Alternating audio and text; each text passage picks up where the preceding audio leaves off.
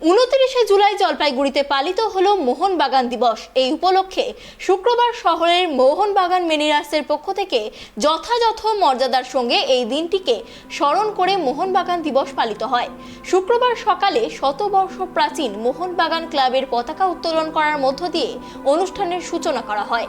এই দিনটি প্রসঙ্গে প্রবীণ মোহনবাগান প্রেমী প্রভাত ঘোষাল জানিয়েছেন, মাঝখানে করোনা সংক্রমণের জন্য 2 বছর এই পালন বন্ধ ছিল। এবার আবার সবাই মিলে 29 জুলাই মোহনবাগান দিবস পালন করা হচ্ছে। ভারতের দল হিসাবে হারিয়ে ফাইনালে 2-1 তখন সেই দলের অধিনায়ক ছিলেন শিবদাস ভাদুরী, বিজয় দেব 11 জন মোহনবাগান খালি পায়ে খেলে ব্রিটিশ টিমকে হারিয়ে প্রথম স্বাধীনতা এবং স্বাধীনতা আন্দোলনের জোয়ার কিন্তু মোহনবাগান খেলার মাঠেই তুলে দিয়েছিল। এবং সেই সময় কলকাতার হাওড়া স্টেশনে ট্রেনের মিষ্টি ঝুলি ঝুলে রাখা ছিল, সবাই উল্লাসে মেতে উঠেছিল।